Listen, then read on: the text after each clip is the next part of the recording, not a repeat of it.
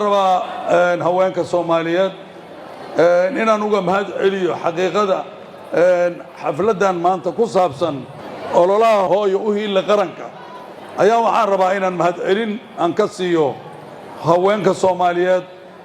oo marna dagaalka nugula jira oo garabkeena qoryaha nala wata ee taagan marna dhaqaalaha iyo guubaabada iyo mataqaanaa tilmaamaha nagu siiya goobaha inaan iraahdo aad iyo aad ayaad u mahadsantihiin maaha wax hadda bilowday waa wax muddo runtii socday intaan ku jirnay howlahaana dhammaan waxa maanta ay ku haystaan ama nolosha dhabta ah askarigu howlgalka uu ku jiro saacad walba raashin ma karsan karo waxa uu baahan yahay hadduu safar aado oo uu 10 kilomitir maanta socdo waxa uu baahan yahay noloshaasina cidda u suura gelisay inta ugu badan waa ururka haweenka Soomaaliyeed oo aad isugu xilqaamay inay u diyaariyaan noloshoodii ay jiqdar la geli lahaayeen marka ay ku baxsanayaan cadawga al-shabaab khawaarijtu saadogtihiin maalinba maalinta ka dambaysa way sii daciifaysaa ciidanka xooga dalka iyo dhammaan ciidamada qarankuna way soo xoogaysanayaan iyagoo kaashanaya dadkooda ay ugu horeeyaan haweenka oo maanta aad arkayso intaani waxay isugu soo baxday inay tahay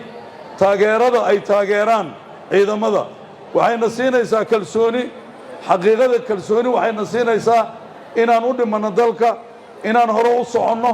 inaan cadawga aanan mataqaanaa ka gaban mar haddii intaani iyo in lamidu ayna garab taagan tahayna waxaan joognaa guulaan joognaa keliya maaha inaad nagu garab taagantihiin dhaqaalaha dawada iyo dharka laftiisa laakiin waxaad nagu garab taagantihiin qoragiyaad nala wadatiin gabdhaha yaryar aad arkayseen hortiina maanta ka hadlayay waxay ahaayeen gabdho difaaca ku jira waxaan rabaa marka inaan idhaahdo haweenweynaha Soomaaliyeed waxaan leeyahay hambalyo waxaan idinkaga mahad celinaynaa hawshaas qiimaha badan oo aad qabateen muddana socotay haddana aad ballan qaadeen inay iyadoo inta ka sii badan inaad sii samayn doontaan wax kale oo aniga maanta ii furan ma jiro waxaan rabaa inaan idhaahdo kaliya waa mahadsantihiin halkiina inaad ka sii wadiinna waa rajaynaynaa guul ayaan idin rajaynaa garabtaagiinana